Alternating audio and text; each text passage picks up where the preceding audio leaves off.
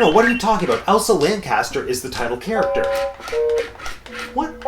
How on earth do you think Elizabeth is the title character in Bride of Frankenstein? Okay, yes, the doctor's name is Frankenstein. Yeah, okay, yeah, and Elizabeth is his fiancée, so... Yeah, okay, fine. So you're saying that Elizabeth then would be the bride...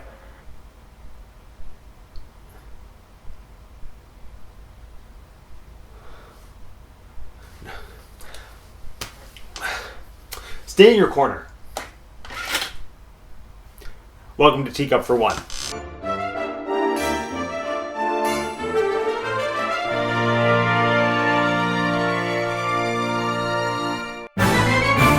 She's alive! Alive! My name is Matt and I have 2 degrees. Remember yesterday when we were talking about Frankenstein and when I said it's not actually that good of a movie? Well, guess what? The sequel is amazing. That's right, the sequel joins the very prestigious camp of films like Toy Story 2, The Godfather 2, Mamma Mia, Here We Go Again, and The Addams Family Values, where the sequel is actually better than the original. That's right, today we are talking about 1935's The Bride of Frankenstein, starring Boris Karloff and Colin, Clive reprising their roles from the original Frankenstein film, featuring Elsa Lanchester, also known as Katie Nana from Mary Poppins, as the title character, once again directed by the incomparable James Whale. Now, I had heard for years that this was the superior Frankenstein film, and I have no idea what took me so long to actually sit down and watch it, but this is the Frankenstein movie that I always wanted the original one to be. First of all, most of my technical gripes with the original Frankenstein film are completely gone. Not only does this movie have underscoring, it has iconic underscoring by Franz Waxman that goes like doo, doo, doo, doo. It's just like this perfect romantic terrifying melody that just is perfect for the vibe that this movie gives off. Next, this movie has all the same beautiful elements of mise en scène that we described in the last episode with Frankenstein, but it's being filmed so beautifully and the editing is so seamless. And with this movie, again, I couldn't tell you where or when it's supposed to take place, but for whatever reason, it's done right in this film. It doesn't distract, it enhances the movie overall. And most importantly, they fixed the sky. It is wrinkle-free.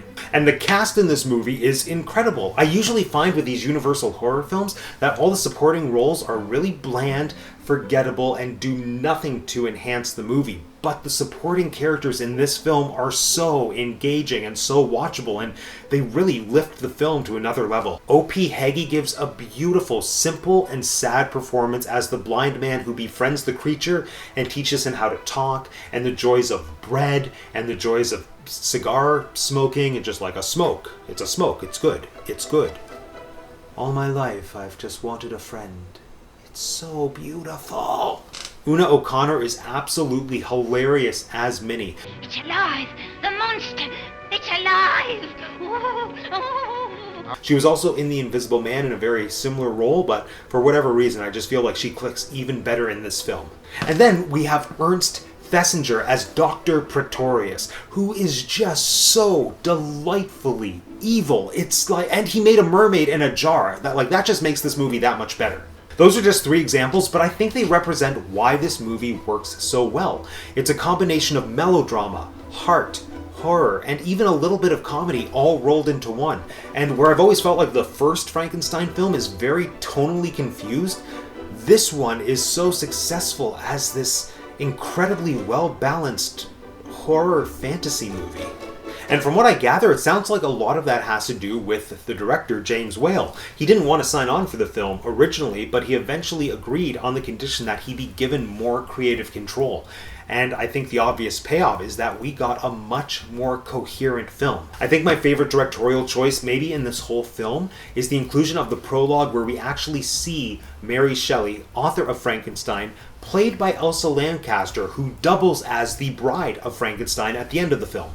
The prologue is fascinating for so many reasons. First of all, just the fact that we're acknowledging Mary Shelley as a character tells us that everything we saw in the first film was just a figment of her imagination. It's almost like pulling the curtain back and revealing this crazy twist ending to the first movie, but like 4 years later. And since we go into this film knowing that it is in her imagination, it almost gives the movie permission to enter this like crazy dreamlike fantasy realm. And my favorite thing about this prologue is James Whale's choice to double cast Elsa Lanchester as Mary Shelley and the Bride of Frankenstein. Like, if you know me, you know that I am always in favor of a good old-fashioned Wizard of Oz / Cabinet of Dr. Caligari double casting.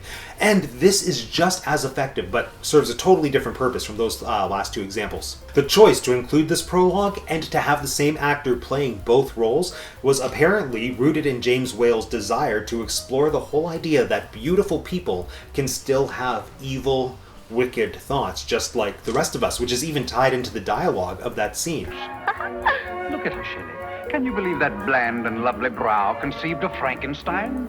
A monster created from cadavers out of rifled graves?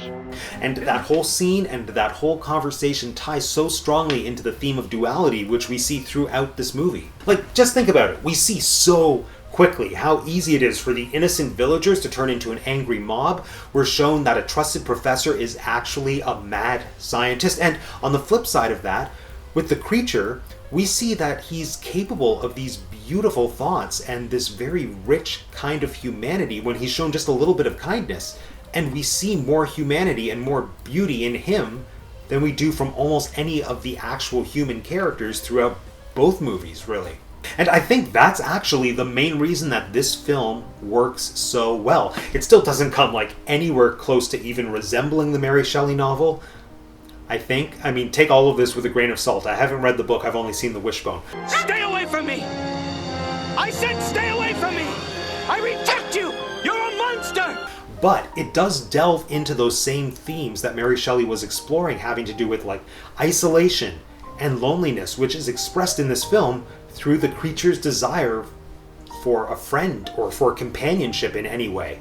All in all, I thought The Bride of Frankenstein was this incredibly unique, weird, one-of-a-kind film that took all of the aesthetic appeal and all the things that worked about the original Frankenstein movie, but then combined it with a beautifully haunting score, a cast of unforgettable characters, and an exploration of those themes that the first Frankenstein movie missed. Like, the first Frankenstein movie was more or less just concerned with the whole idea of like, what does it mean for man to play God? But this is the movie that actually delves into those more emotional ideas of like, what does it mean to be alive? What does it mean to like want to reach out, to have human connection or monster connection to another person? It's a really good movie. Just go watch it. Let me know what you think in the comment section down below. But for now, friends, this concludes yet another episode of the Teacup For One Spooky Movie Marathon. Let me know in the comment section down below. What is your favorite movie sequel? And if you want to follow me for the final stretch of my spooky movie marathon, but you haven't subscribed to the channel yet, you know what's coming. You can subscribe right now if you just click on my face. Thanks for joining me today, everyone. My name is Matt, and I have 2 degrees, and that's the Teacup For One.